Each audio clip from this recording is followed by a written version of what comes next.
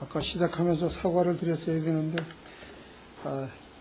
좀 일찍 오고 싶었는데, 뭐, 차도 그렇고, 그것도 핑계죠. 아침 일찍 떠나면 되는 건데. 하던 일이, 원래 왔는데, 그 아들이 포크레인 작업을 하다가, 그 새로 미끈 땅인데 그냥 푹 빠져버렸어요. 그래서. 그건 이제 건지고 그러느라고 한참 신경하고 그러다 보니까 시간이 늦었는데, 오면서 보니까 4시간이면은 딱 충분히 올 수 있는데, 5시간 한 반이 걸린 것 같아요. 그래, 좀, 잠깐 쉬었다 올까 하다가 그냥 단숨에 왔더니 어깨가 들리는데, 마침 또 우리, 김종환 형제가 또 어깨를 탁 풀어주네요. 어쨌든, 시간을 지키지 못해서 죄송합니다. 그리고 사람들이 그 전에, 요즘은 별로 안 그러는데, 그 전에는 나를 보고, 김병환 형제 형님이세요? 하여튼 여러 사람이 그런 걸 물어봤어요. 그래서 내가, 아니, 그렇게 훌륭한 형제를 나 같은 사람한테 얘기하면, 미치고 괜히 손해보라고 그런 얘기를 하고 있어. 그렇게 말했는데, 어쨌든, 나보다 훌륭하죠.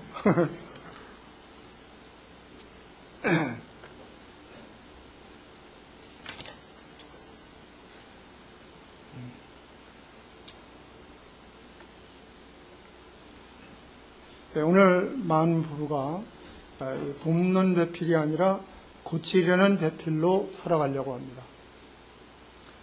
또 주려는 배필이 아니라 바라는 배필로 생각하고 살아갑니다.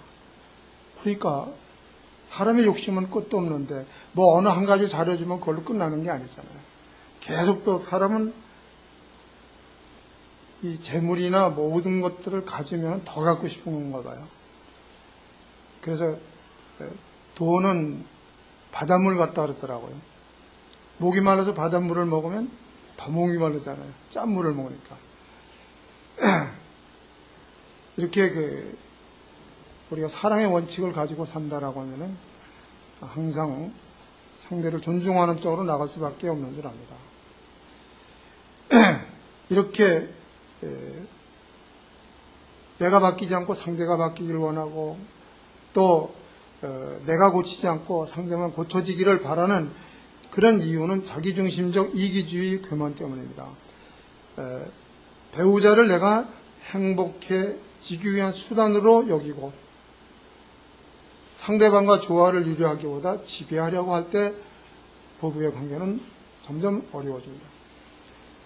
근데 또 요즘 신혼부부들은 첫날부터 꽉 잡아야 된다고 막 잡기 싸움이 심각하다고 그러는데 서로 안 잡히려고 그러는 거죠. 상대를 개선한다고 자기 생각을 강요하지는 말아야 됩니다. 왜냐하면 좋게 고치려는 것도 강제일 때는 사랑이 아닙니다. 저희 교회 벌써 꽤 오래됐죠. 그 애들이 커가지고 지금 이제 대학을 데려가고 그러니까. 서울 잠실에서 구원받은 형제가 이천에 현대전자에 왔다고 가면은 잘 보살펴달라고 하는 그런 전화를 한번 받았었는데 그 형제가 이제 그때만 해도 이제 다른 교회를 많이 다녔었거든요. 그러니까 왔는데 그때 내가 다른 데를 나갔었어요. 주일날. 그러니까 그 형제를 못 봤죠. 근데 한 1년 동안 소식도 모르고 그랬었는데 1년 후에 소식을 들었는데 교파교회 다니는 아가씨하고 결혼을 했다 그러더라고요. 그때는 뭐 그렇게 하면 막 출교시키고 난리 치니까 겁이 나서 그랬는데 교회를 오질 않았어요. 결혼했다는 이야기를 듣고 저희 아내하고 같이 그 집을 찾아갔죠. 찾아가서 이제 축하한다고 그러고 그리고 이제 조금 이야기를 이렇게 하는데 내가 구원받게 된 사실과 또 주님의 교회가 어떤 것인지에 대해서 이렇게 좀 이야기를 했어요. 그리고 나서 그 부인 보고 거듭났느냐 그러니까 거듭났대요. 언제 거듭났냐니까 산에 가서 산기도할 때 뭐 뜨거웠다 그러던가 어쨌든 하여튼 그렇게 체험을 해가지고 구원받았다 그러더라고요. 죄인은 있느냐 그러니까 죄인은 있대요. 그럼 구원은 죄에서 구원인데 구원받고 죄가 있다면 그 구원 안 받은 거 아니냐 그랬더니 갑자기 막 자기 남편한테 삿대질을 하면서 당신 이딴 교회 다니는 줄 알았으면 내가 오지 못하게 했잖느냐고, 앞으로 당신 교회 사람 우리 집에 오지 못하게 하고 전화도 하지 말라고 막 남편한테 신랑한테 다 소리 지르더라고요. 그래서 저도 좀 황당했죠. 내가 이제 그런 걸 보고 나서 형제, 하나님은 이 가정을 얼마나 소중히 여기시는데 우리 교회는 가정이 갈라지고 파괴되면서까지 오는 것을 원치는 않는다. 그러니까 앞으로 성경 열심히 읽고 둘이 하나님이 원하시는 성경들의 올바른 신앙생활을 잘 하기를 바란다고 이제 서로 행복하게 살라고 이제 이야기를 하고 올라고 일어나니까 또 이 신부가 죄송하다고 앉으시라고 차례도 안 해드리겠다 또 차를 주더라고요. 근데 이제 그 집은 그러고서 이제 기회가 되면은 이제 형제 보고 오라 그랬더니 그때서부터 하루도 안 빠지고 계속 와요. 교회 열심히 잘 오더라고요. 열심히 잘 오는데 그 집은 이제 잘 지내다가도 교회 가는 날이면 싸워요. 왜? 부인은 자기가 다니던 교회를 끌고 가려고 그러고 남편은 우리 교회를 끌고 가려고 그러고 안 되면 서로 이제 신랑이 태워다 주곤 우리 교회 와서 집회 끝나고 가서 또 태워가지고 하고 그런 식으로 이제 몇 달이 지났어요. 근데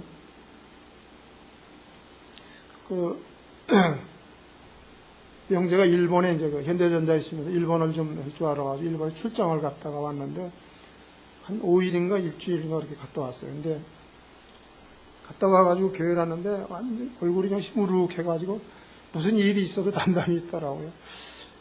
그래서 뭐 집회 끝나가서 형제 어려운 일이 있어 그랬더니 뭐가 어려워 그랬더니 일본 갔다 와서 당신 나같이 훌륭한 사람하고 결혼해서 행복하자며 그랬더니 당신이 뭐 나한테 잘해준 게 있다고 그따위 소리 하냐고 막 덤벼들어가지고 때려줬다는 거예요. 그래서 내가 정색을 하면서 이제 하나님을 믿는 사람은 하나님의 방법대로 해야 된다. 어떻게 구원받은 사람이 아내의 손찌검을 한단 말이냐. 그건 있을 수도 없는 일이다. 앞으로 또 아내에게 손찌검하면 그때 교회에서 출교시킬 거다. 그랬더니 잘못했다고. 다시는 안 그러겠다고. 그리고 갔어요. 그러고 나서 내가 그랬어요. 형제는 아내가 구원받기 위해서 간절히 하나님 앞에 기도한 적이 있느냐 그랬더니 그런 건 한 번도 없었대. 아마 형제가 데리고 올라 그러면 죽을 때까지도 못할지도 몰라. 근데 전능하신 하나님께 맡기고 하나님이 그걸 도와주시려고 하면 그 2,000교회로 오는 건 일도 아니요. 하나님께 기도해. 왜 혼자 하려고 그래? 그때 알았습니다 하고 왔는데 놀라운 건 그 다음 주부터 부인이 우리 교회로 왔어요. 그러니까 이 좋게 고치려는 것도 강제일 때는 사랑이 아니다. 하나되교회 부부는 상대의 어려움을 도와주고 위험에서 구해주고 슬플 때 위로해주고 결함이 있는 그대로를 받아주고 모자라는 것을 보완해줘서 서로 풍성한 삶을 누리도록 꼭 끝까지 잘 도와주어야만 됩니다. 아까도 말씀드렸지만 하나 되지 못하고 싸우는 것은 이기주의와 교만에서 옵니다. 어쩌면 부부가 하나 되기가 훨씬 더 어려울 수도 있습니다.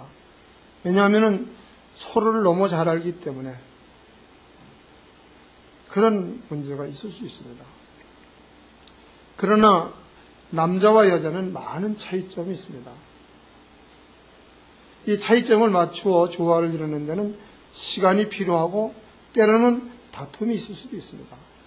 그러나 언젠가는 진정 사랑으로 하나 된 그런 가정을 이루겠다라고 하는 신념을 가지고 서로를 이해하고 받아주는 가운데서 서로를 이제 존경해 준다라고 하면은 그런 문제는 해결이 되겠죠. 근데 대개 보면은 사람들은 내 생각과 다르면 무조건 틀렸다고 그냥 배척하는 경우가 많습니다. 그러나 나와 다른 것은 다른 것뿐이지 나와 다르기 때문에 틀린 것은 아닌 경우가 많습니다. 그렇기 때문에 우리는 항상 기회를 갖고 있는 것이 좋죠. 내가 한 얘기를 받아들이지 않고 나는 그렇게 생각하지 않는다고 해서 그렇게 배척하는 그런 모습은 없어야 되겠죠. 되게 이제 보면은 부부가 같이 살면서 배우자의 장점을 보기보다는 약점을 봅니다. 피가 약점만 들여다보고 사니까 어려운 거죠. 제가 부부 세미나를 갔을 때 거기서 이제 배우자의 장점 20가지 이상 쓰기래요. 근데 거기 나이 많은 분이 한 분 있었는데 남자분이 그러더라고.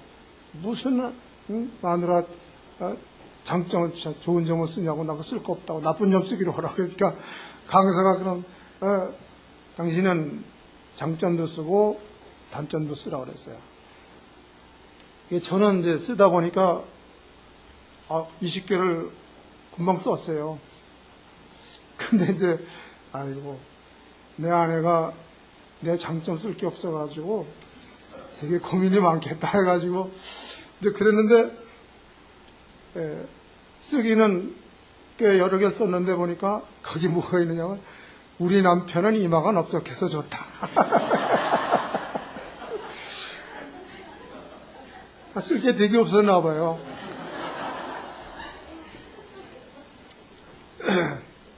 그런데 놀라운 것은 그 남편, 내 아내의 장점을 쓸 게 없다고 큰소리 쳤던 그분이 아내의 장점을 20가지를 썼습니다. 그리고 단점은 2가지인가 3가지밖에 못 썼어요. 그러니까 많은 부부가 90%의 장점을 보고 사는 게 아니라 10%의, 몇 프로의 단점을 들여다보고 사는 거야. 이게 서로 어려운 거죠. 그러다 보니까 그 단점만 들여다보니까 서로 불평하고 원망하고 사랑하는 거죠. 부부는 거의 서로가 다릅니다. 성격이 달라요. 부부들 보면 거의 다릅니다. 하나님이 그렇게 짝지어 주시는 거예요. 왜냐하면 사람은 그 성격에 따라서 장점이 있고 단점이 있습니다. 그러니까 성격이 급한 사람은 급한 대로 장점이 있고 또 단점이 있어요. 또 느린 사람도 단점이 있고 장점이 다 있습니다. 그러면 성격이 똑같은 사람이 만나면은 배우자의 단점을 보완해 줄 수가 없습니다. 그렇잖아요. 나도 남편의 단점을 나도 똑같이 가지고 있으니까 내가 도와줄 수 없잖아요. 성격이 다르기 때문에 배우자의 단점을 나는 장점으로 가지고 있기 때문에 보완해 줄 수 있는 겁니다. 그래서 하나님께서는 서로 약점을 보완해 주는 관계로 살라고 성격이 다른 사람을 짝지어 주시는 것을 거의 다 보게 됩니다. 실은 우리가 이해하고 못 도와줄 게 없죠. 왜냐하면은 주님 앞에 저도 다른 사람 때문에 원망하고 판단하고 그러다가도 나는 주님 앞에서 나를 보는 주님께서 나를 보는 내 모습은 어떤 것일까? 완전하신 주님이 나의 모습을 봤을 때 이건 완전 모순 덩어리잖아요. 얼굴을 주시는 일도 수없이 많지요. 이런 나를 받아주시고 이런 주님이 계시는데 내가 뭔데 형제나 또 자매의 어떤 약점을 보고 그걸 받아줄 수 없어? 이건 내가 주님을 따라가는 사람의 모습이 아니지 않느냐 하는 그런 생각으로 이제 돌이키는 경우가 꽤 있습니다.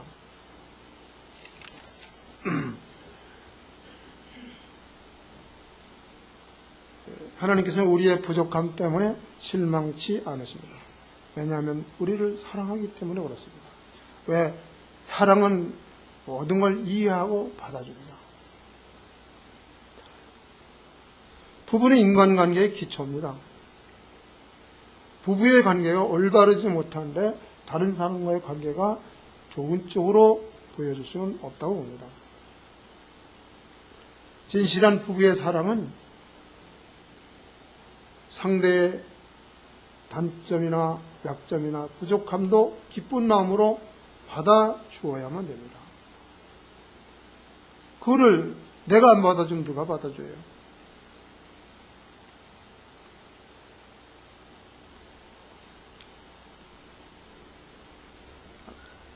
사실 아까 기도권에 제가 그런 기도가 나와서 했는데, 저는 부부 아내하고 같이 살면서 내 이용의 대상인 줄 알고 살았어요. 내 편리를 위해서 당신은 존재하는 사람이야 한 그런 생각으로 살았었어요. 그런데 하나님은 이용의 대상으로 주신 것이 아니라 사랑의 대상으로 주셨단 말이죠. 우리가 성경에서 얼마나 빗나가는 우리 자신의 모습을 보게 됩니다. 그래서 서로 하나가 되기 위해서 우리가 먹어야 될 중요한 것들은 첫째 이해하고 받아줘야 됩니다. 아까도 말씀드렸지만 하나님께서는 참으로 부족한 우리를 받아주셨습니다. 아무리 내가 잘한다 하더라도, 다른 사람이 나한테 잘못한다 하더라도 내가 하나님 앞에 잘못하는 것과는 비교도 안 됩니다. 완전하신 하나님 앞에. 그렇다면 우리를 늘 이해하고 받아주는 주님을 바라보면 그런 문제도 이제 많이 바뀌어져 가게 되죠. 합니다. 또 부부는 서로 살아온 환경이 다르기 때문에 살아온 환경의 지배를 많이 받잖아요. 가정적인 환경이나 이런 것 때문에. 그리고 남자와 여자는 서로 구조상으로나 성격적으로 차이점이 많습니다. 왜냐하면 남자는 이지적인 반면 여자는 감성적입니다. 그래서 어느 집안 내 누가 한 친척이 죽었다 하는 그런 소식을 들으면은 여자는 감성적이기 때문에 울기 불쌍하다고 울기부터 합니다. 남자는 그걸 딱 접하면서 우는 것보다도 이렇게 죽고 말았구나, 이걸 앞으로 어떻게 처리를 해야 되지, 어떻게 일을 해나가야 될까, 이제 그런 쪽으로 머리를 쓰게 돼 있거든요. 이 성격적으로 달라요. 근데 그것은 서로 이제 보완을 해야 되겠죠. 그 다음에 이제 베드로전서 3장 7절은 남자와 여자의 차이점을 아내는 더 연약한 것이라고 말했습니다. 이 이야기는 여자는 감성적이기 때문에 남자는 별것 아니라고 여기는 것도 여자는 그것이 큰 상처가 될 수 있다고 하는 겁니다. 그러니까 이제 상처를 주는 일을 하지 않도록 해야 되겠죠. 그런데도 우리는 잘못을 많이 합니다. 그럼 잘못했을 때는 어떻게 해야 되겠죠? 잘못했다고 그러시죠. 첫 번째 겁니다. 사람들은 다급한 일을 겪을 때 피어나가는 방법은 정직하면 됩니다. 내가 잘못한 것을 내가 참 실수를 했다, 내가 잘못했다, 미안하다고 하면은 그거 안 받아주는 사람은 거의 없어요. 그런데 잘못해놓고도 아닌 것 같이 시침이 떼고 거짓말시키고 그러니까 그게 이제 크게 쪽으로 이제 문제로 이제 변화가 되어가는 것을 보게 됩니다.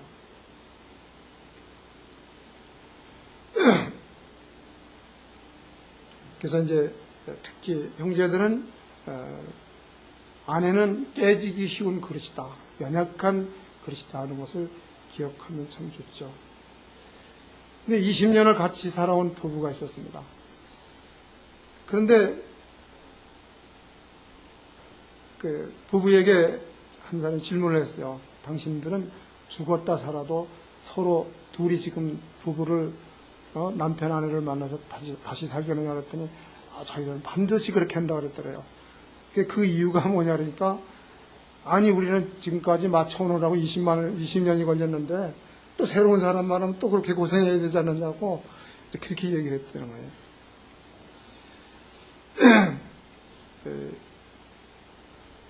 서로 처음 만나 살다 보면 공통점은 주님을 믿는다는 것 외에 거의 없을 가능성도 있습니다. 그러니까 나오는 말이 당신을 나의 배필로 만들었는데 내 몸에 맞지 않으니까 답답해서 못 살겠다.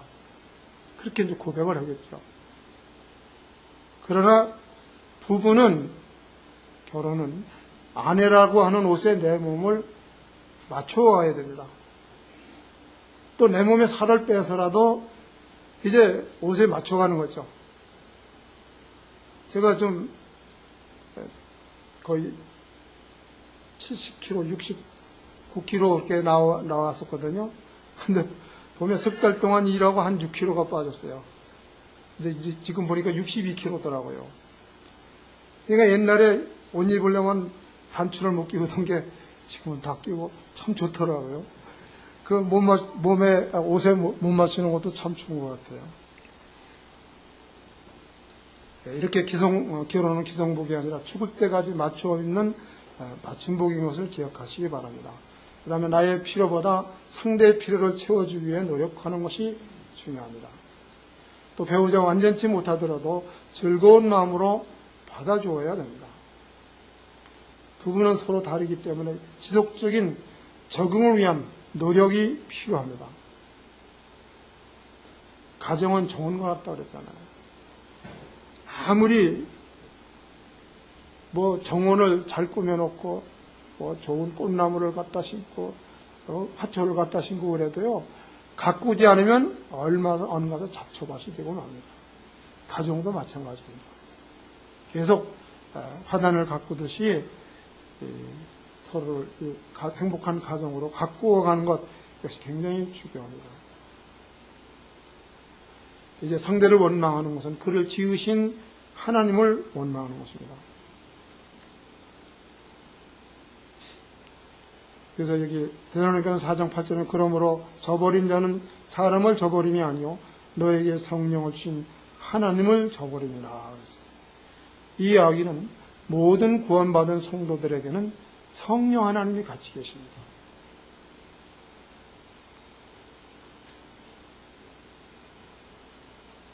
사도 바울이 다메섹 도상에 이제 주님을 만났습니다. 사울아 사울아 네가 어찌하여 나를 핍박하느냐. 그런데 사도 바울은 주님을 핍박한 게 아니에요. 누구를 핍박했어요? 성도들을 핍박했잖아요. 그만 성도를 핍박했는데 주님은 왜 나를 핍박했느냐고 사도 바울을 책망하십니다. 그러나 주님은 모든 구원받은 성도들에게 성령 하나님을 통해서 우리와 같이 계시기 때문에 자신에게 악을 행하는 것으로 보는 거죠. 그래서 우리 성도들은 성도를 볼 때 그냥 하나의 성도다 그렇게 보는 것이 아니라 바로 내가 사랑하는 주님이 그와 같이 계시는 바로 그 안에 계신 주님, 성령 하나님을 생각하면서 주님같이 대해야 될 책임이 서로에게 있습니다.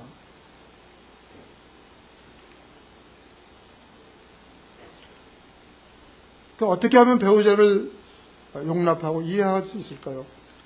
배우자를 주신 하나님께 감사해야 됩니다. 감사가 커질수록 변화가 커집니다. 감사는 부정적인 사고방식을 긍정적인 사고로 바꿔줍니다. 아까 원망하지 말라고 그랬거든요. 원망을 하고 원망에 대한 해독제가 뭔지 아세요? 감사하는 겁니다. 아까도 말씀드렸지만 서로에게 고마운 일을 찾아서 감사하면 됩니다. 이 감사가 얼마나 중요하냐면은 감사를 하지 고마운 일을 해줬는데 고맙다 소리를 안 하면은요 얼마 안 가서 그 일을 안 해버립니다. 왜? 내가 이렇게 배우자에게 해줬는데 이게 별로 필요 없나 보다 하고 그만둘 가능성이 많은 거예요. 그런데 그렇게 해줬을 때 고맙다는 말을 꼭 하면은 감사하다고 얘기한 거 아니에요. 근데 하나님의 성품은 뭐라 했어요? 데살로니가서 보면은 범사에 감사하라 그랬잖아요. 하나님은 우리에게 베풀어 주신 것들에 대해서 감사를 받기를 원하십니다. 그러니까 우리들도 그런 성품을 물려받았기 때문에 우리도 누구에게 좋은 일을 했을 때 그 고맙다는 이야기를 듣고 싶은 거예요. 근데 그 감사를 안 하면은 하던 일을 멈춰버린다고 하는 거예요. 그래서 고맙다는 말을 서로 많이 하면 참 좋죠. 그 전에 광문교회 한번 갔는데 거기 가서 이제 이렇게 그때도 이제 가정에 대해서 얘기해달라고 했는데 한 자매가 간증을 하더라고요. 그러니까 이제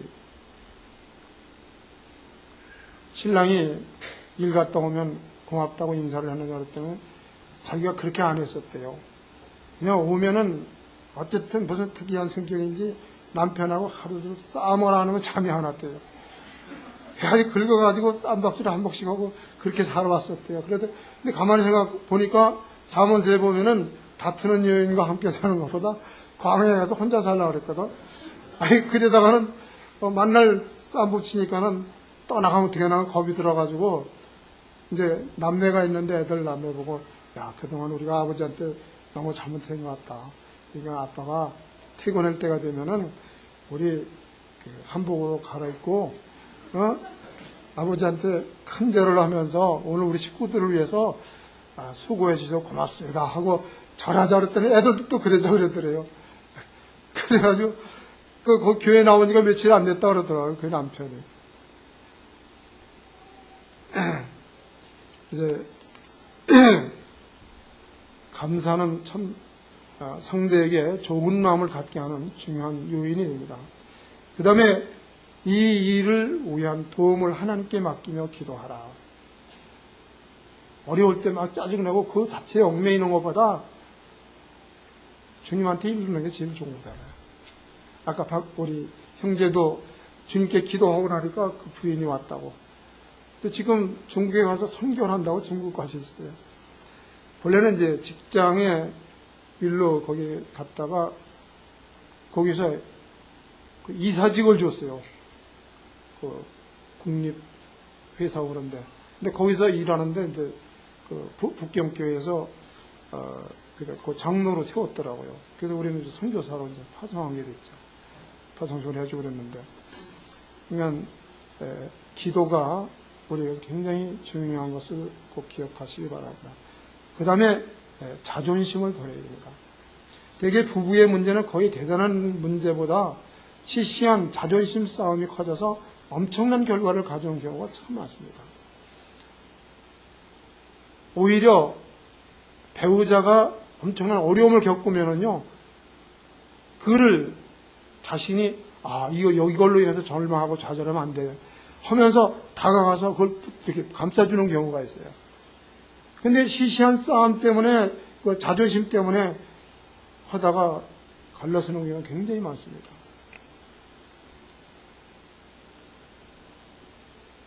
그 어떤 청년하고 그 처녀가 만나서 서로 사랑한다고 이제 하면서 데이트를 하고 그랬는데요. 근데 그 남자가 만나기면 나는 당신을 위해서 내 목숨을 바칠 거라고 그 얘기를 자꾸 했대. 그랬더니 그 여자가 하는 말이 당신이 나를 위해서 죽는 거는 당신도 손해고 나도 손해니까 그거는 하지 말고 밥 먹고 나면은 설거지나 꼭 해달라고 그랬더니 또 그거를 못 해주는 거야.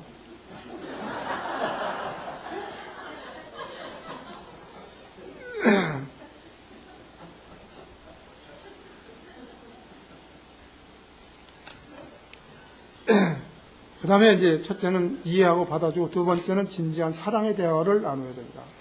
부부가 매일 진지한 대화를 나누는데 마음을 털어놓고 상대를 보고 느낌을 그대로 말하고 들어줘야 됩니다. 이 본래 여자는 말하는 재미로 산대요. 근데 저는 그걸 전혀 몰랐어요. 그러니까 제가 어디 나갔다 들어오면은 그냥 무슨 그 일의 시작서부터 이제 쭉 이야기를 꺼내놓기 시작해요. 그럼 조금 듣다 말고 요점이 뭐요? 결과가 뭐요? 결론만 얘기해. 그러면 말하려다 화가 나서 그냥 가버려요. 대화가 안 통하는 거예요. 그런데요, 이 여자가 대화를 이야기하는 것을 말하는 재미로 산다는 이야기는 이 말하는 목적이 남자하고 전혀 다릅니다. 남자는 저같이 대화를 통해서 또 결과가 어떤 것이고 이건 뭐 어떻게 됐고 이제 그런 결론을 얻으려고 이제 대화를 주로 하는데 또 안 된 일을 잘 어떻게 해보려고 대화를 하는데 여자들은 대화를 통해서 뭘 얻고 그런 게 전혀 없대요. 그냥 그 말하는 자체에서 모든 스트레스를 다 풀어버린다는 거예요. 스트레스를 많이 풀지 않고 있으면 어떻게 되는지 아세요? 병이 나잖아요. 만병의 근원이 스트레스입니다. 그러니까 병 안 앓으려고 스트레스 풀으려고 이야기를 했는데 저같이 결론이 뭐요? 그렇게 요점만 얘기하라고 얘기를 하면은 대화가 안 되잖아요. 우리가 여자가 입으로 말을 못하면 몸이 말을 한다 그러더라고요. 그게 뭐예요? 몸에 병이 난다는 얘기예요. 우리 형제들은 여자는 말하는 재미로 산다는 걸 잘 기억하세요. 잘 주의 깊게 들어주고 들으면서 고개도 끄덕끄덕 그러면서 그랬었어 얘기만 해주면 신바람이 나서 막 털어놓습니다. 그러니까 이렇게 남자와 여자가 대화의 목적이 다르다는 것을 꼭 기억해 주시고요. 이 부부의 갈등은 거의 대화의 부족에서 옵니다. 아무리 어려운 문제라도 그것을 마음을 내려놓고 서로 그 문제를 위해서 이야기를 하면 해결하지 못할 것은 없습니다.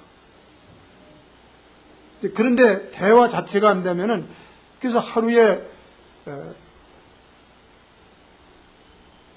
3분 이상 진지한 부부가 대화를 안 하면 영혼이 남이 된다 그러잖아요. 대화는 그만큼 중요합니다. 부부의 갈등은 거의 대화의 부족에서 옵니다. 이제 대화를 위해서는 잘 들어줘야 됩니다. 듣는 기술도 훈련이 사실 필요하죠. 건성으로 듣는 것이 아니라 진지한 태도로 관심을 갖고 들어주면서 상대가 긍정적으로 그렇게 들어주면 상대가 긍정적으로 변화가 됩니다. 그리고 말에는 씨가 있습니다. 6.25 전쟁 직전에 어른들이 아주 찹쌀맞게 한 욕이 있어요. 이 연병할 놈, 이 급살 맞을 놈. 그 소리를 얼마나 많이 들었는지 몰라요. 근데 6.25가 나서 폭탄에 얼마나 많은 사람이 급살 맞아 죽었어요. 그 욕이요, 정말 굉장히 널리 퍼져 있었습니다. 그렇지요. 또 그 과정에 연병이 퍼져가지고요. 저희 어머니도 돌아가실 뻔했다가 살아나셨죠. 그러니까 말에는 씨가 있는 거예요. 그래서 말을 우리가 조심스럽게 해야 되겠죠. 말의 조주가 많으면 그게 이제 씨가 그 속에서 자라게 되면은 그렇게 될 수도 있다고 하는 거죠.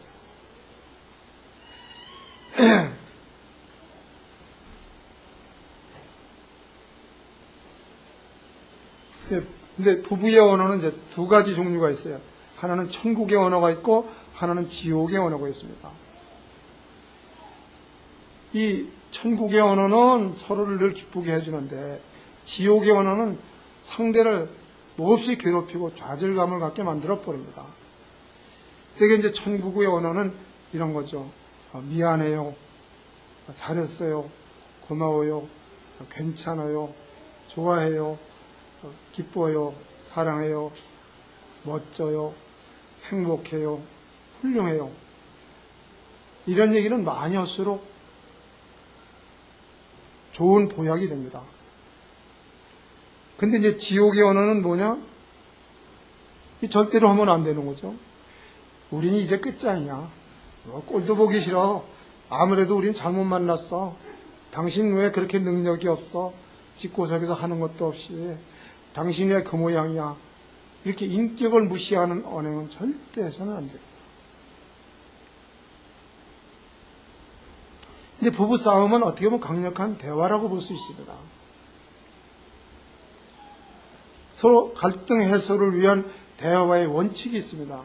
첫 번째, 감정을 억제하고 이성과 마음을 기울여 듣는 그런 가운데서 이제 말로 싸우라 그거죠.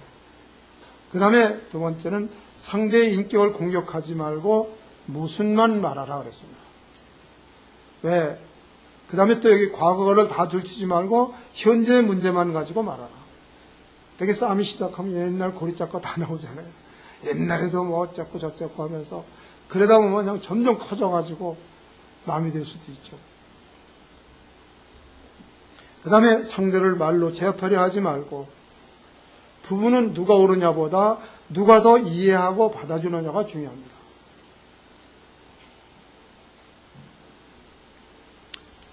말로 제압하는 것은 아무 유익이 되지 않습니다.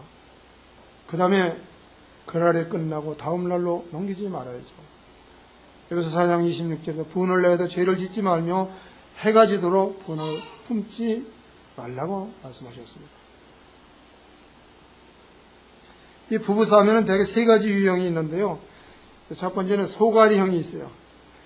그냥 싸움은 말을 안 하고 그냥 속으로 꽁꽁 앓고 있는 그런 스타일이 있고, 또 한 가지는 이제 노발대발하고 쌈만 났다고 소리배를 지르고 그냥 집어던지기 못하는 이제 그런 못된 습관이죠.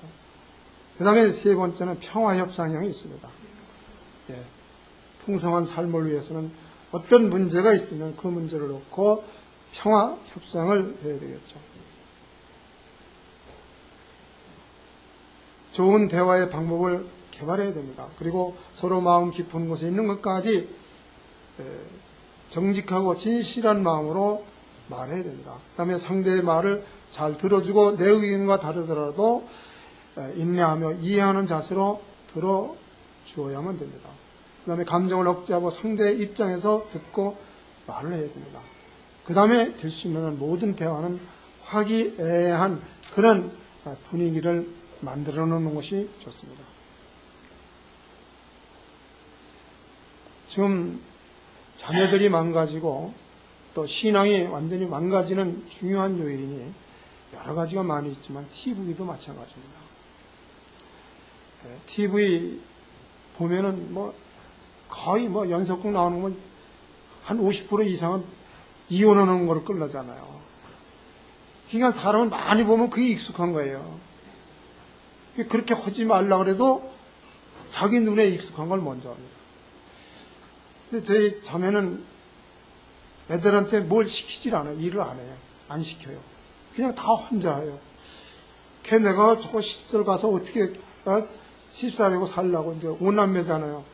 아들 하나에 딸 넷인데 제발 그러지 말고 좀 시켜서 가르치라고 이제 그렇게 이야기를 해도 그걸 안 해요. 아유, 저 근데 시집가면 이제 구박맞게 생겼다고 이제 그랬는데 그 둘째가 시집가가지고 아기를 많이 낳았잖아요.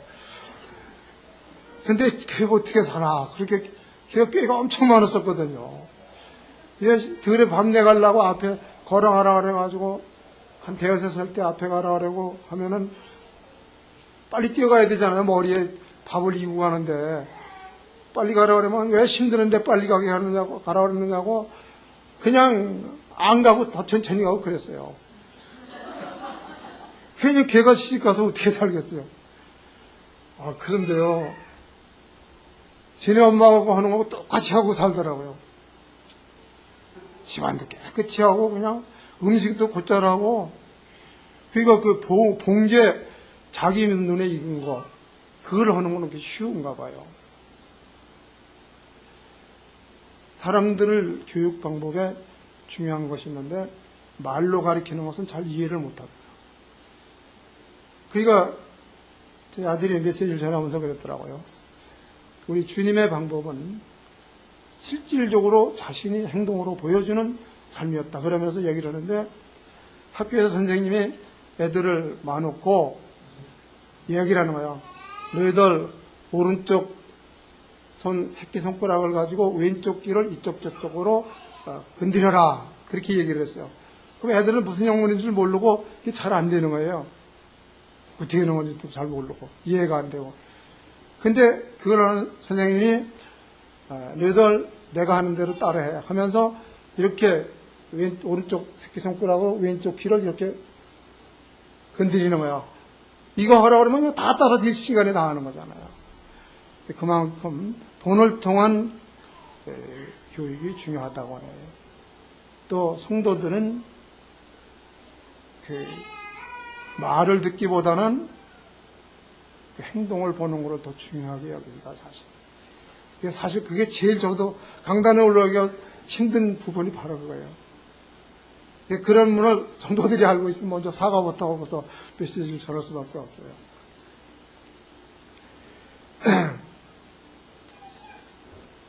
그리고 이제 제가 그 임종원 형제가 이제 그렇게 막 둘이 만나 뭐 여보 사랑해 어쩌고 그러면서 그러는데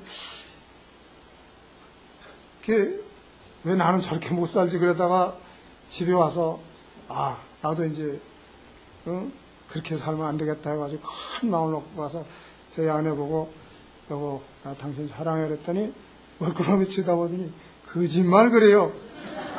그래서 나 당신 사랑해 그랬더니 가짜라는 거예요. 그리고 그런 얘기를 하거나 말거나 들을 척만 척이야 그냥. 그래도 이제 내가 해도 되고 안 해도 되는 거 아니잖아요. 하나님 사랑하라 그랬으면 사랑해야죠. 그래서 자꾸 했더니 그래도 자꾸 피해가요 그냥. 거짓말이다 그거지. 그러니까 자기 사랑을 못 받다는 거야 결국은. 말로만 그러지 말라고 해요. 그래서 한 번은 속상하길래 여보 당신 참 너무하지 않냐.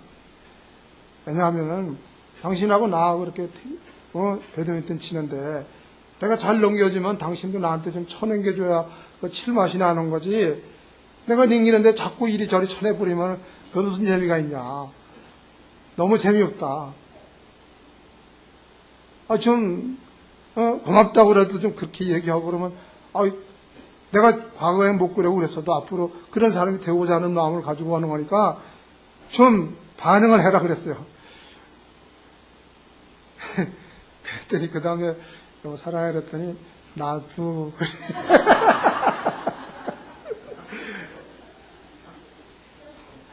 그 얘기를 하니까 또 그 전에 아버지께서 살아계실 때 옛날에 이제 양반이 먹을 게 없으니까 새우젓 장사를 했대요. 그래가지고 이제 새우젓 떡을 지고서 이제 골목에 다니면서 새우젓 사려 해야 되잖아. 이 양반 체면에 그 소리가 안 나오는 거야. 그러니까 새우젓을 팔지도 못하고 이제 길모퉁이에 이제 앉아 있는데 다른 이제 쌍놈 새우젓 장사가 미국 가면서 새우젓 사려 소리 지르면서 가는 거예요. 그러니까 어째 이 탐에 나도 좀 팔아야 되겠다고 앞에서 새우젓 사려 하면 뒤에 쫓아가면서 나도 하면서 새우젓을 팔았다 그러더라고요. 그 생각이 다 났었어요.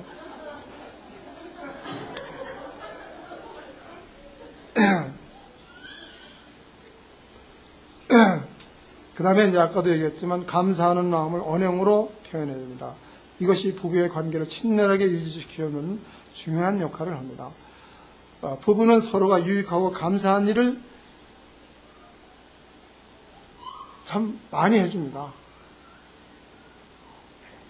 이때 마땅히 할 일을 했는데 무엇이 감사하냐는 생각은 잘못인 것을 아까도 말씀을 드렸죠.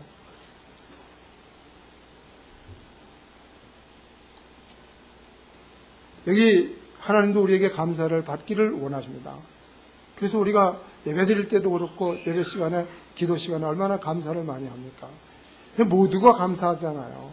하나님이 아니면 존재할 수도 없고 하나님이 아니면 살 수도 없는 그런 존재입니다. 그런데 그렇게 악한 죄를 짓던 우리에게 그 엄청난 사랑을 쏟아부었는데 우리가 그분께 감사한다라고 안 한다라고 하는 것은 있을 수도 없는 일이죠.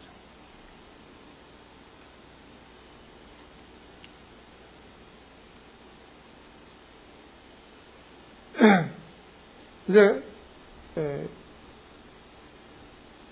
배우자가 감사한 일을 해줬는데 감사를 안 해주면요 자기가 뭘 할 때 감사하다고 이야기하는 사람을 찾아다닌다 그러더라고요. 한 동네에서 이제 부부가 살았는데 그 옆에 집도 이제 있고 그런데 한쪽에 그 남자가 아내하고는 이야기도 안 하려고 그러고 어디 갔다 오면 이웃집에 그 아주머니하고 그렇게 대화를 하는 거야. 이 화가 얼마나 났겠어요. 그래도 이제 뭐 이웃집 아주머니하고 얘기한다고 뭐라 그럴 수도 없고 그러니까 가서 도대체 그 여자가 어떻게 했길래 그저께 이걸 자꾸 가나 봤더니 남편이 무슨 얘기를 하면 그렇게 잘 들어주고 아유 그랬군요.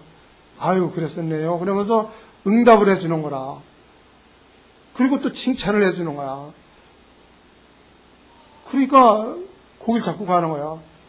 그래서 이분들 이제 와가지고는 그 남편한테 그렇게 이야기를 잘 들어주고 아유 참 당신 훌륭하다고 칭찬해주고 그러니까 거기를 안 가더래요. 남편이 밖에 돌아다니는 것은 아내의 책임이 사실은 크지요.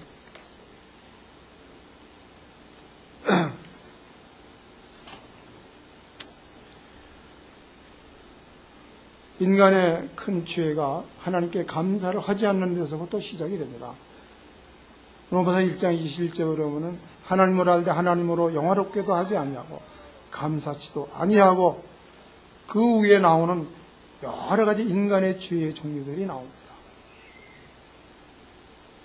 하나님께 감사하는 마음을 가질 때 하나님께서 우리에게 기쁘고 평안한 마음을 주십니다.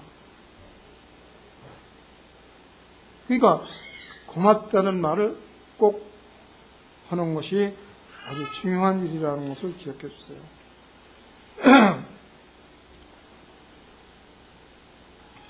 네, 부부는 때로 그리고 당신이 네 번째는 당신은 내 인생에 없어서는 안 될 오직 하나밖에 없는 이생의 가장 소중한 존재임을 늘 인정해 주는 겁니다. 사실 그렇잖아요. 이 세상에 하나님이 나한테 짝져준 여자는 하나밖에 없습니다. 유일한 거예요. 하나님 나눌 수 없다고 했기 때문에. 그러면 나에게 사랑을 받기 위해서 나에게 온 그를 가장 소중한 존재로 인정해 주지 않으면 누가 해줍니까? 그걸 인정해 주지 않으면 인정해 주는 사람을, 인정받을 사람을 찾아나가게 되는 거예요. 그럼 문제가 생기는 거죠. 바로 서로 내 생에 가장 소중한 당신이라고 하는 그것을 인정해 주면은 그는 빗나가지 않습니다.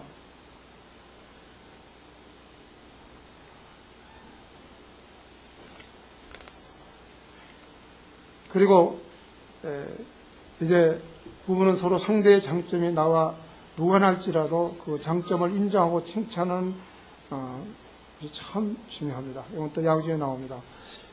근데 인정하는 데는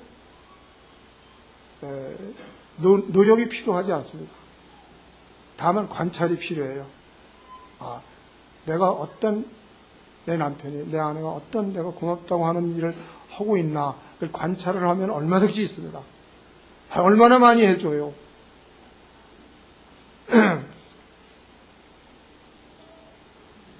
그 다음에 이제 인정만 하는 것이 아니라 실질적으로 배려하는 거죠. 상대를 위해서 이제 뭔가를 행동으로 베풀어주는 것, 이것이 중요합니다.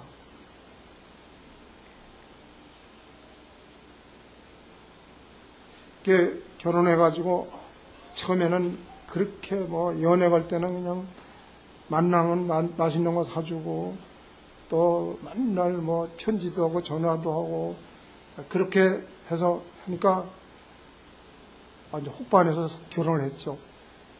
결혼했는데 이 사람들이 한 5년밖에 안 됐는데 이혼하겠다고 어떤 아는 사람을 찾아가서 얘기를 했어요. 그랬더니 왜 이혼을 하려고 하느냐 그랬더니 우린 서로 대화가 안 통하고 말이 안 통해가지고 같이 못 산다고. 그러니까 이제 이분이 물어봤대요. 그러면 결혼 전에 어떻게 했느냐 그랬더니 결혼 전에는 아주 어디서 전화도 자주 하고 또 그렇게 관심을 가지고 그냥 잘해주고 꽃도 사주고 그렇게 했는데 결혼하고 나서 5년 동안에 몇 번이나 해놓으니까 한 번도 안 했다고 그러더라고요. 결국 그게 무관심이죠.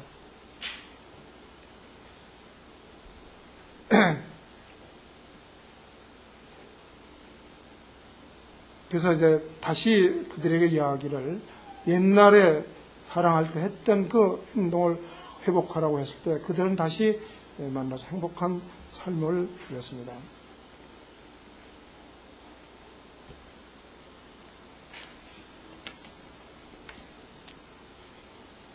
네. 아무래도 이제 시간이 모자랄 것 같으네요. 네. 오늘 이제 여기까지 하고요. 내일 2시간. 네. 오늘 여기서 끝내겠습니다. 이렇게 그냥 쉬었다가 듣고 그러셔야 되는데 제가 늦게 와서 너무 죄송하고요. 또 제가 뭐 잘하고 그래서 와서 하는 건 아니거든요. 저를 위해서 기도해 주시고 어쨌든 그냥 제가 무엇을 한 것보다도 이렇게 잘못하는 사람에게도 사람은 미친 사람한테도 배울 게 있다 그러더라고요. 그냥 부족한 사람에게도 배울 것이 분명히 있습니다.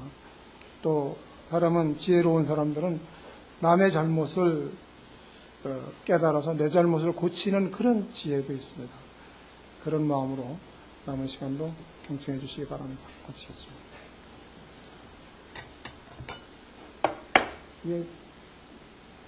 여기 나오면 또 얼려가지고 물도 못 먹고